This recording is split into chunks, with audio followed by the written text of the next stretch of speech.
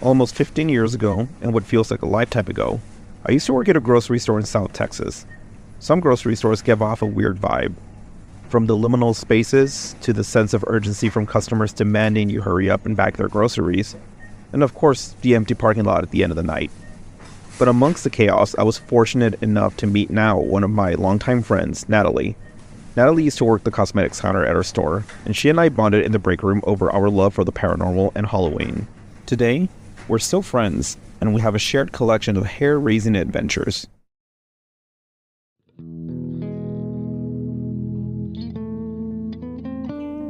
Laredo is a small city located about 150 miles south of San Antonio on the Tex-Mexican border. The Spanish colonial settlement was originally called Villa de San Agustín de Laredo and was founded in 1755 by Don Tomás Sanchez. The small settlement had about 7 or 8 families and was mainly inhabited by ranchers. Today, though, Laredo has a population of a little under 300,000 and is known as the Gateway City due to its proximity to Mexico and South America. And while Laredo may have grown from its small beginnings, it still feels like a small town where everybody knows your parents and what street you grew up on. Like many cities, though, Laredo does have its own haunted history. And this is where Natalie and I are both from.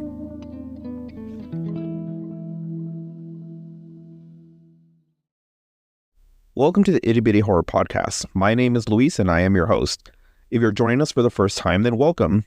In this podcast, we aim to tell stories that are a bit less known from folks from around the world. In today's episode, I'm joined by one of my very good friends and fellow weirdo, Natalie, and we'll be discussing everything from abandoned cemeteries to a voodoo curse on today's episode called Friendship and Frights, Ghost Stories from Laredo.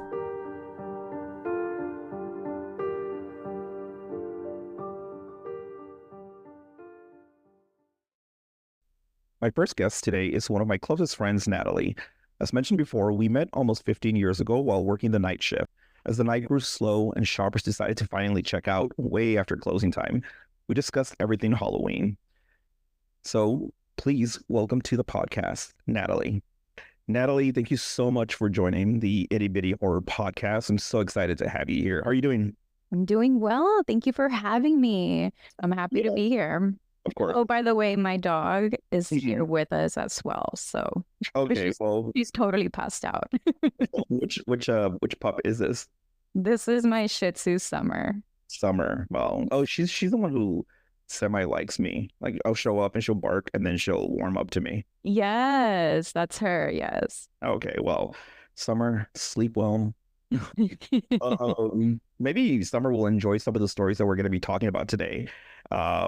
As I mentioned earlier, we're going to be talking about some of our experiences in Laredo and, some of the things that we've seen, some of the things that we've experienced.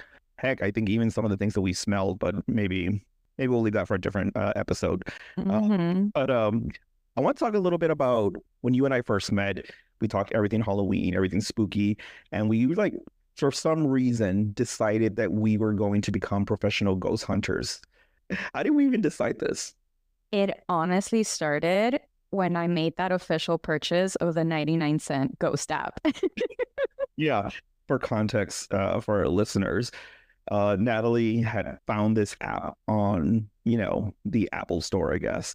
And it claimed to be a legitimate, what do they call it? EVP reader. I remember this one time we went to a cemetery and we were just out there. This is not a part of one of the main stories, just like a little side track that I'm doing right now. But we were outside of a cemetery.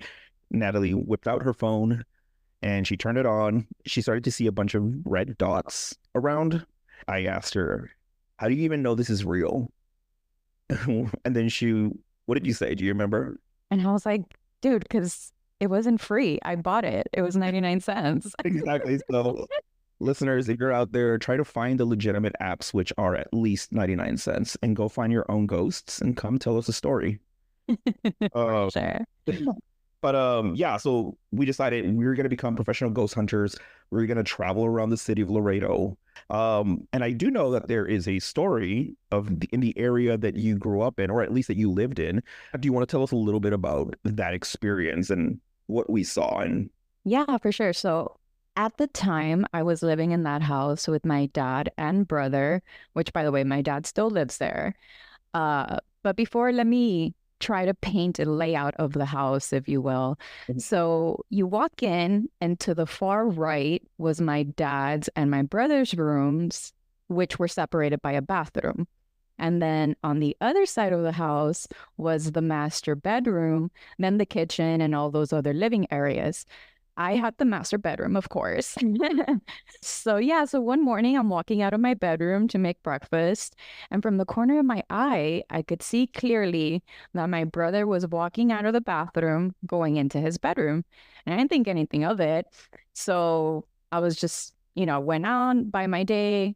I think I was making breakfast. My dad comes out, and I can't really remember what we were talking about exactly, but he brings up my brother. And I remember saying, well, I'm not sure, but why don't you ask him? He's in his room. And then he goes, no, he left for work a while ago. Mhm. And I remember feeling so confused, like, what? I literally just saw him. He's in his room. But nope, we walked in empty. So that was the first experience that I had in that house, right? But like a shadow, or what was it that you saw again? Yeah, like I'm over here thinking I saw my brother, but it was clearly a shadow leaving the bathroom going into my brother's room. Um so yeah, so that was one experience. Then my dad had his own experience, and I'll be honest, I laughed when he told me. Yeah. But I'll share it for the listeners. Mhm. So I remember getting home from work, and he comes up to me, and he was like, "You're not going to believe what happened to me this morning." And he looked so scared. Mhm. And I was like, "What? Tell me." He was telling me he was making pancakes for breakfast, and he swears that he saw the devil's face on the batter when he poured it onto the pan. And I was like, really? And he's like, I swear, I tossed out that shit so fast, I wasn't even hungry afterwards. So he claims that he saw the devil's face in his pancake batter. Yeah. So, yeah, all these little weird things were happening in this house. And it wasn't until years later that I came across this cemetery a few blocks from my house. It was literally built in between some homes. And I'm sure at some point it was a lot bigger, but now there's about 5 headstones around there, and they're gated around some barbed wire fencing. And I remember when I came across it and seeing it, because I saw it during the day, and I was thinking, oh my God, I need to come back at night with Luis and that 99-cent app. And we need to get everybody over here right now. We need to explore this. Yeah, I remember you told me about it. I was working, and you called me, and you're like, "Hey, what are you up to?" And I said, "I am working right now." And you're like, "You need to after work, you need to come here because I think I found a gem for us." Right after work, I went there in my work uniform. I didn't care, and met We you. met up. Mm-hmm. Yeah, exactly. We went to your house, and I do remember. I think this cemetery, and correct me if I'm remembering wrong, but was the cemetery not at the end of like a cul-de-sac type of thing? Yes. Mm-hmm. And it was all like new development. So there was a lot of new homes being built in that area. And I do remember seeing that. And we went with another friend of ours, Eric. And I remember we were by the graveyard. I guess it is a graveyard. Mm-hmm. We saw multiple, tombstones. And we were there, and it was at night, and you had your app on. Yes. And I remember seeing like a couple of, like yellow, some red lights. And did the app have like a noise or a voice? Yes, it was beeping and I think like the fastest it beeped, like it was picking up more energy, if you will. So yes, it was definitely going off around there. Yeah, it was definitely creepy, but I do remember that we all got scared and started running because as soon as we got close to one of the tombstones that was again encased in this, or not encased, excuse me, but it was like, Barbed wire. barbed wire around, and there was another one that had like that cage thingy that you put on top of a gravestone so people don't rob grave robbers, basically. Suddenly a black cat just jumped behind, from Yes. And we all got so scared. I think Eric even dropped his phone and he had to go back and get it. But we were like running to your car and we're like, fuck this, let's get out of here. Dude, it was so scary. It was like straight out from a movie, like that typical cat noise, like that, you know? Not It only was that, I feel like we were shitty ghost hunters if we're so scared. The first scary of thing, a black cat. and we're like, let's get the fuck out of here. But yeah, I do remember that. And that was definitely creepy. But if you don't mind, actually, I was speaking with my mom yesterday on the phone about how you and I were going to talk a little bit about some of the cemeteries and tombstones that we've seen in an area of Laredo that hadn't been fully developed. Mm-hmm. And my mom told me the story yesterday, and it's just very coincidental, I guess. But my mom has a sister-in-law, and her brother had, I guess, rented a car or a van from some company, and he was going on a trip with his wife, his daughter, and the wife's brother and parents, I think.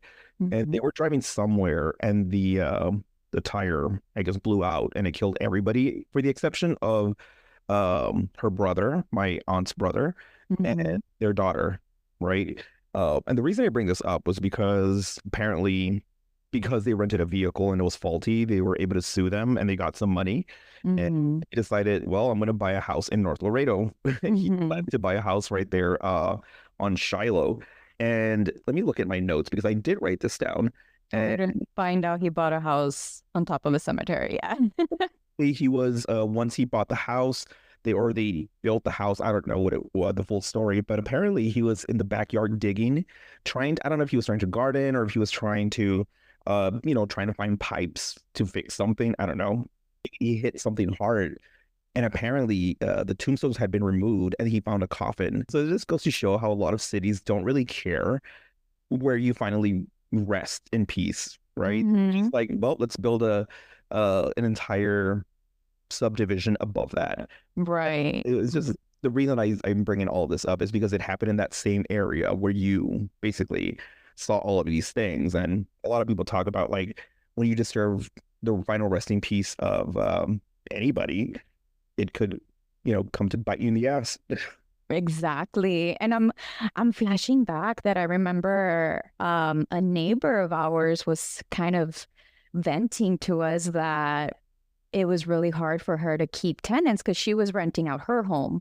And she's like, I haven't had any luck. Like, I feel that my tenants always, unfortunately break contract and they leave earlier, and they pretty much express to her that they just can't live in the house. And she's like, I'm feeling that a lot of them are kind of embarrassed to tell me, but with past experiences, I'm picking up that it's because of the presence that lives in my house. And we're like, what the heck? What do you mean? And she went off saying that when she was living there, that she had this constant experience that she'd wake up and all her cabinets in her kitchen would be open.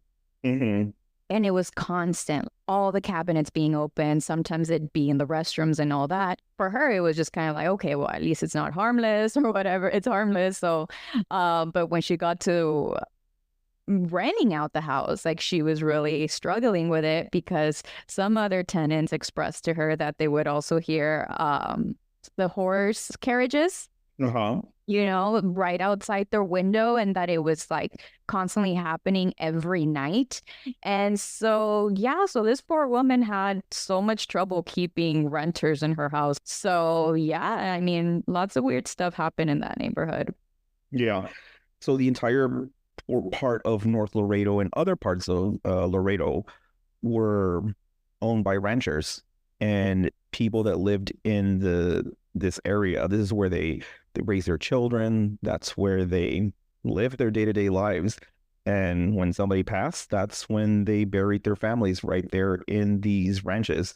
The biggest thing that really is interesting to me is, I'm assuming here that because a lot of these families that had passed on maybe didn't have anybody to hand the land off to, it just went back to the city. And then that's why they decided to expand up into, those parts of the cities without actually digging into the history and trying to see if there are any final resting places for folks. Just interrupting this portion of the story to add that we actually reached out to a local paranormal group called the Laredo Paranormal Research Society, and they're a group of local ghost hunters in Laredo that have plenty of stories, videos, and overall information on the local haunts of the city. They did go to this unmarked graveyard by Shiloh, the one Natalie and I were just talking about, and they asked some questions to see if they caught anything. Now, we do have an audio clip, but it is in Spanish, so if you don't speak it, here is the translation. They asked the following: "What are you doing here? If there's anyone living in this area, what are you doing here?" And then we wait for a couple of seconds and suddenly hear either a young child or woman say, "Waiting." Here is the audio clip. ¿Qué están haciendo aquí? Si acaso hay alguien que vive en esta área, ¿qué están haciendo aquí en esta área de estas tumbas?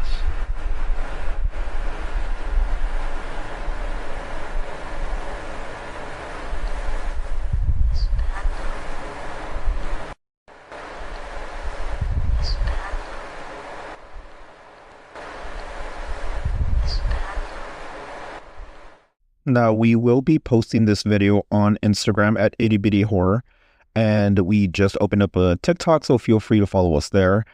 Make sure to go like, follow, and subscribe to all of our social media pages. And of course, make sure to follow the Laredo Paranormal Research Society on Facebook. They provide a lot of really good information, stories and videos as mentioned earlier, and I would really appreciate if you could give them a follow. Now back to the show. So another spot that we decided to look into, they're the tallest building in Laredo. It's only 12 stories tall, if I remember correctly. It was a place called the Hamilton Hotel. There are plenty of stories about the hotel itself being haunted. I never frequented that hotel myself when it was a hotel because it was before my time, but I've heard stories from my father, and then I looked it up online and apparently verified that a priest threw himself from the 7th-story window. The elevator would get stuck whenever you try to go up and down the floors, and sometimes it would just take you to the basement for no reason at all. And the reason we're bringing it up today is because we decided that we wanted to make this our next adventure. So Natalie, can you do you remember that date clearly, or do you want me to give you a couple of refreshers? I want to say that by the time we did get to visit it, it was old people's home, right? Yeah, no, for sure. By the time we decided to investigate this years later, obviously, it's now a senior citizen center. So, a lot of folks that are retired, they go there, and that's where they retire to, basically. It was you, me, and Eric, again, because the 3 musketeers, I guess you could call us. We decided to go into the Hamilton Hotel. Do you remember how we were able to get in? Yes, I'm flashing back. So we came up with this whole story that apparently we're all related, and we were going to go visit our grandma. Well, look different, but yeah, go ahead. Yes, we all look completely different. So, but yeah, we went with it. So we walk in, there's a front desk. They're asking us, that it's kind of past visiting hours. And we're like, no, we won't take long. We're just going to go, drop something off for our grandma. And somehow they bought it, right? I don't think they care. They probably get paid minimum wage, and they're like, yeah, okay, just get out of here. And we're over here like really trying to sell the story. And they don't really care. They're like, all right, go ahead. Yeah. So we did take the elevator up. I want to say to the very top floor, right? Yeah, we went to the top floor, and we were just walking around. Mm-hmm. Now that when I take a step back, like the whole place looks almost like The Shining. It was really creepy. Yeah, like the dusty, muggy rugs. Mm-hmm. All the floors, all of the doors on the left and right side looked all the same. The one thing that did feel a little odd to me was the fact that, every other door had like little wreaths on them. Like, how older folks usually put like little... Their decorations. It was more like a Catholic, like a religious thing. Do you know what I mean? They would have like La Virgen de Guadalupe on their doors or something. Oh yeah. Yeah, but I do remember we were at the top floor. Yes, and then I remember that the elevator itself at some point almost got stuck on us, right? Yeah, that's where the story comes in. Yeah, we took the elevator. I don't remember what floor we were going down to, but every floor looked exactly the same, the exact same rug, obviously, but in all the decorations, like in the hallway, were all the same. You know what I mean? So I feel like it was like, are we getting off on the same floor?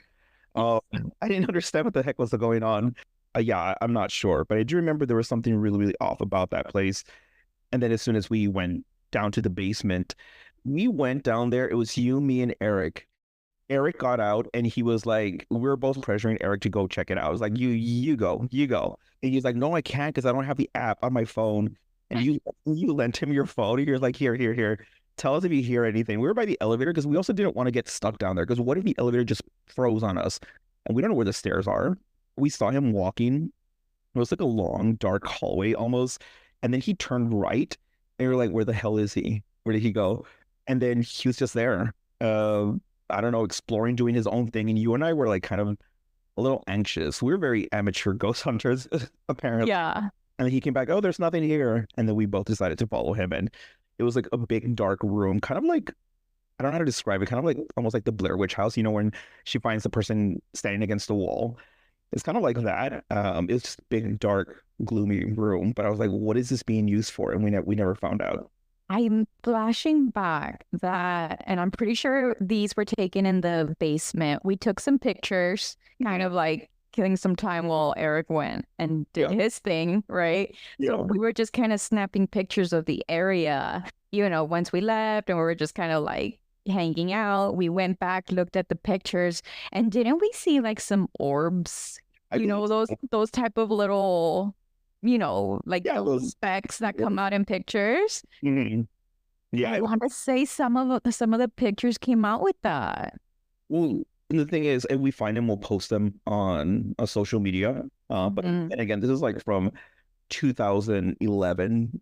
Oh yeah, this was definitely over 10 years ago. Definitely, the quality we might not have them. B, they might be really, really not great. Right. Yeah. Yeah. From there, we decided to make a quick trip to the Old Mercy Hospital. Our magical trusty friend, the 99-cent app. I did have a lot of friends that were able to go all the way in and heard all kinds of stories. And I do feel bad because apparently it's like really trashed and graffitied and everything's just kind of like falling apart in there. But there's still some like hidden gems. Like some of my friends were able to find like tools, like they were able to get into the morgue. So, you know, they saw old tools and journeys where they have. Yes. One of my friends was able to score like an old telephone or something like that.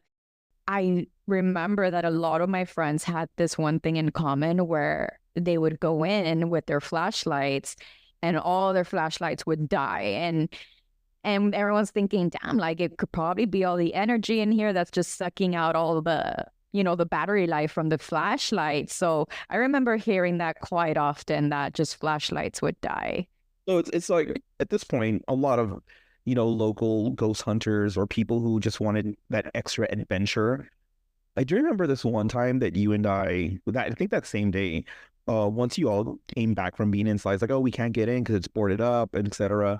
And we saw like a patrol car. So you guys immediately went out and we were just like walking around the perimeter of the hospital. You know, it was like drizzling, it wasn't raining, but it still looked really, really creepy because it was gloomy. And the biggest thing that I remember is like, I remember at the very top floor, we saw somebody standing there. It was like a black shadow almost, but yes, like looking down at us almost, and then just kind of like disappearing, you know, just like walking off.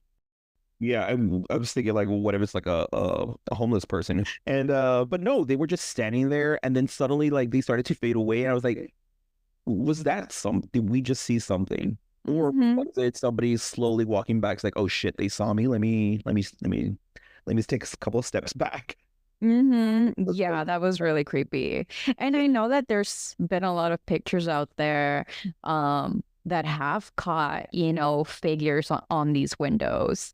So I really think we could have seen something for sure. I think so too. Yeah. And there's also a group called Laredo Paranormal Research Society, and they're a group of ghost hunting enthusiasts that actually do use professional tools. No offense. To my 99-cent app. Yeah, but they were able to pick up a lot of different voices and experiences from all over Laredo, including the spots that we went to. But I'll make sure to include those clips once we edit this podcast. So yeah, I really feel like we hit the most locally.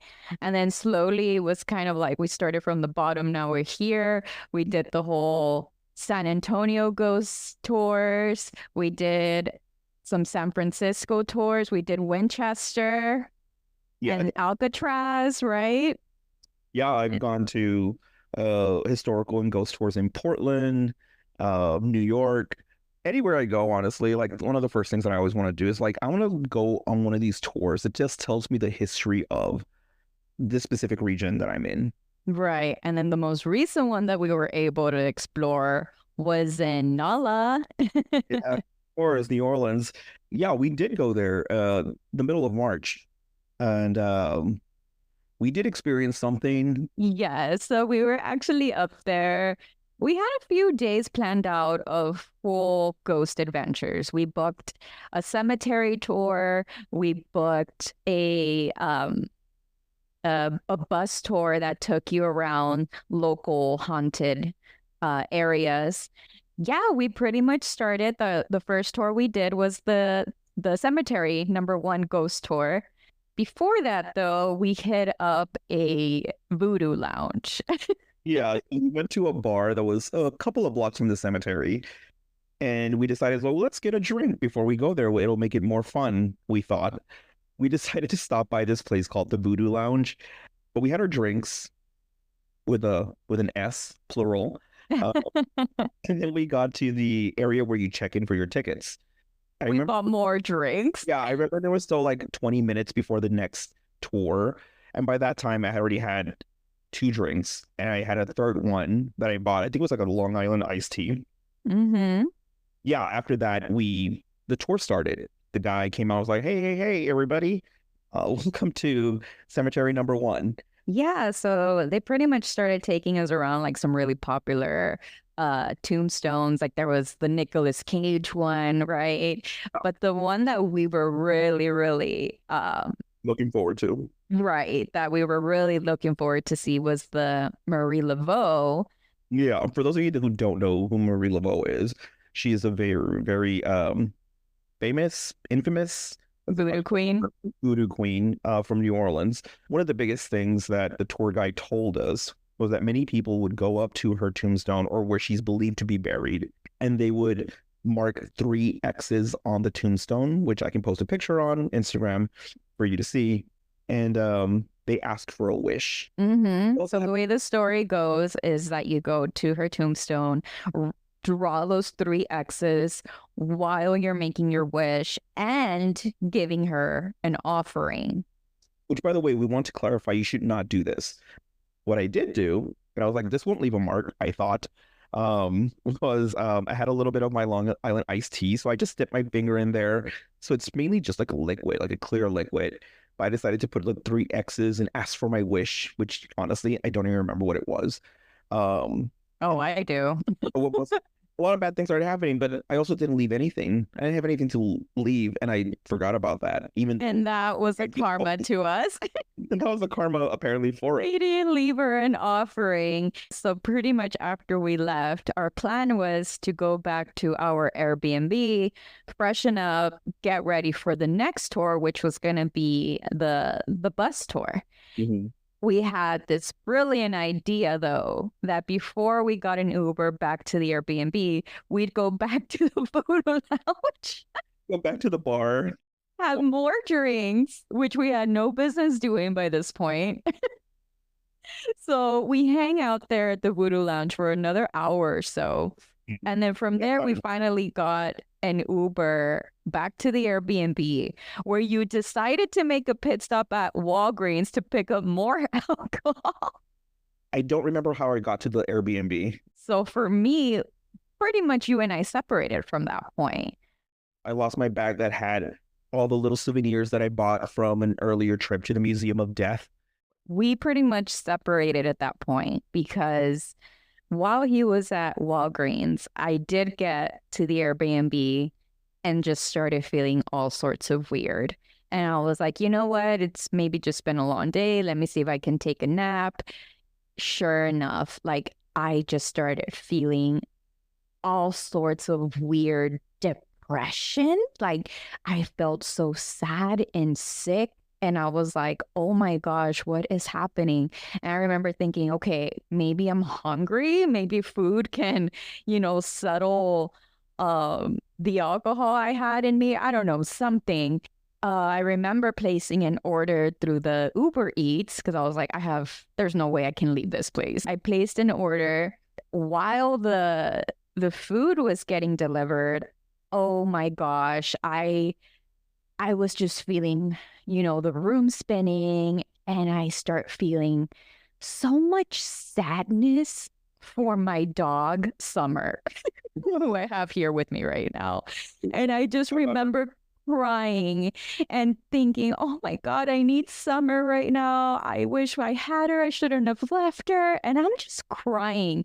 Meanwhile, I think you might have already got in there, but you went to your room, right?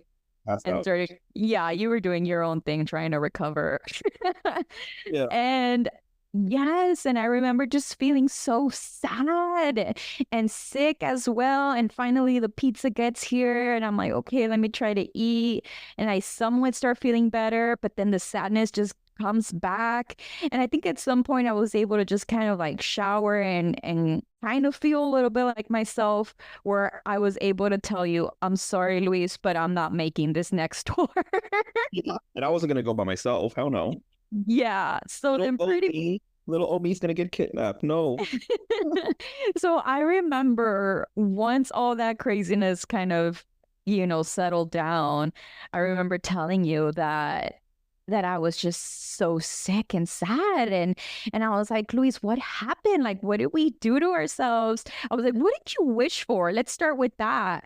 Yeah. And you were like, oh, I wished for health and happiness. And I was like, no fucking way. This is our fucking karma because we didn't give her an offering. This was... This fucking paid, I'm fucking paying for this shit with, this crazy depression spell I went through for my dog. I don't know, but I'm just like, damn, like, what the heck did we do to ourselves? I always wish for health and happiness whenever I make a wish, whether it's for a birthday wish or a shooting star or something. And then Marilo was like, you didn't leave me anything? Well, fuck you. Yeah, it bit me in the fucking ass because I totally supported you in your wish making. So I'm like, yeah, go for it. I'll take cover over here, Yeah, it fucking bit us in the ass because you lost all your belongings. And then, and I went through this crazy, like, depression spell, and I felt so sick, only to find out that you're wishing for happiness and health. And I'm like, wow, that is way too much of a coincidence because I felt the complete opposite that night. I do remember that now, but I feel I'm sorry. She did us dirty. Natalie, I want to thank you so much for being on the Itty Bitty Horror Podcast. I know that this is something that we've been talking about forever, and finally getting it off the ground. I'm so happy that you decided to be on the podcast. How did you like it? I liked it. It was fun. Thank you so much for having me. I had a good time, reminiscing about all those good old times with that 99-cent app of ours. Yeah, and I guess just for our listeners, what is one piece of advice, just based on what we discussed today, what is one piece of advice that you would give to anybody that wants to start their own ghost hunting adventures? Ooh, I would say definitely research. So do some research of the area. Once you start getting across some stories, maybe some reviews of other people exploring that area, then definitely make a plan to go and do your own investigating. Yeah, that's really good advice. And I'm pretty sure that if anybody gets into any potential problems or anything like that, don't blame me, blame Natalie. Of course. Natalie, again, thank you so much for being on the episode. One last thing is I wanted to see if you want to join me in this new segment, or a segment that we had on the first episode called Ghostwriter. So the segment, essentially what it is from what we just discussed today, a little bit of our ghost adventures and everything. I wanted to feed a short description to ChatGPT and then have it tell us a story. Basically see if it aligns with whatever we just discussed. Would you be open for that? Yeah, for sure. Let's do it. Okay, awesome. So the prompt that I have is Luis and Natalie, best friends, go on a trip to New Orleans, but the adventures they had are cursed from something unexplained and paranormal. Tell us a short story about this. Luis and Natalie, best friends since childhood, had always dreamed of visiting New Orleans. The city's blend of mystique and history had drawn them in, and they were eager to experience its vibrant culture. They arrived on a warm Friday evening, their excitement palpable as they strolled through the French Quarter, absorbing the lively atmosphere. On their second day, they ventured into a small, dusty voodoo shop. An old woman behind the counter greeted them with a toothless smile, damn savage, and offered to read their fortunes. She took Natalie's hand and whispered cryptic warnings about restless spirits and ancient curses. When she took Luis's hand, her eyes widened as she abruptly stopped, refusing to say more. Unsettled but intrigued, they left the shop, brushing off the encounter as part of the city's eerie charm. Why did she not tell me my warning or anything? Why she just like widened her eyes and decided like, no, I'm not going to continue the story with this man. It was too haunting. That night, they joined a ghost tour that wound through the city's most haunted locations. As they stood before the infamous Laura Lurie mansion, Natalie snapped a photo of the decaying facade. When she reviewed the picture, her blood ran cold. A shadowy figure stood in the window, watching them. My God, didn't this happen to us at the Mercy? It did. That's what I'm saying. It's really similar. Luis laughed it off, attributing it to the trick of the light, but Natalie couldn't shake the feeling of being watched. Back at their hotel, strange occurrences began. They heard whispers in the middle of the night, and objects in the room moved on their own. One night, Luis woke up to see the shadowy figure standing at the foot of his bed. Paralyzed with fear, he could only watch as it slowly faded away. The next morning, they found scratches on the door that neither of them could explain. They decided it was time to leave, hoping to escape whatever had latched onto them.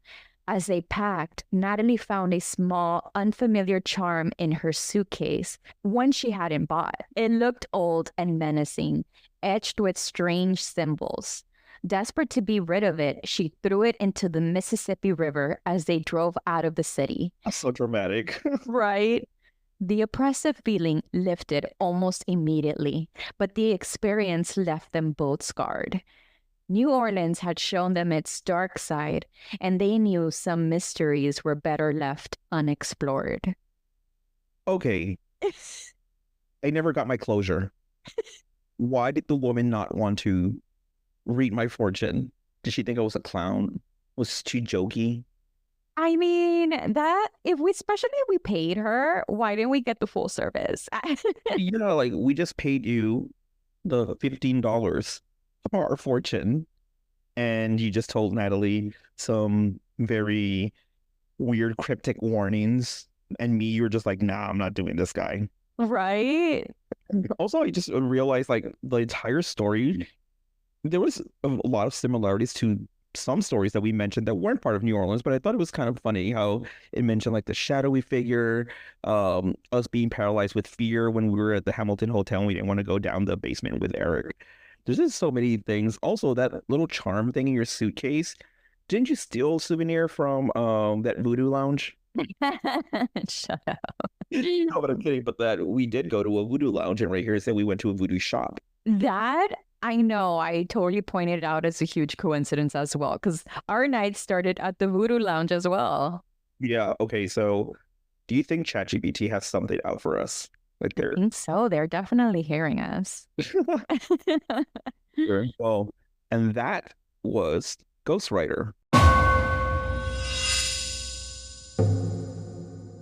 Natalie, again, thank you so much for joining the Itty Bitty Horror Podcast. Where can people find you? Well, I am on Instagram. I will say I am private, so if you look like a total weirdo, I am not going to accept your friend request. Exactly. Yeah, no, totally. But no, for sure. If we have friends in common and all that, you can find me under Natalie LM. Well, Natalie, thank you so much for being on the podcast again. Yes, of course. We should do it again soon. For sure. So, there you have it. I want to once again thank Natalie for being my guest on the Itty Bitty Horror podcast. And I want to give a shout out to the Laredo Paranormal Research Society for allowing us to use one of their clips. I will be posting some pictures on social media of some of the stories that we talked about today, including some pictures from the Laredo Paranormal Research Society. And of course, I'll make sure to post some other pictures from today's stories. If you have a story to tell us and you think it's worth talking about, then feel free to email us at ittybittyhorror@gmail.com. Join us for next week's episode where we're going to be talking about some chilling stories found on Reddit. This will be a short episode, but it's going to be a fun one nonetheless. Again, thank you so much, and remember, even the smallest chills can linger long after the stories end.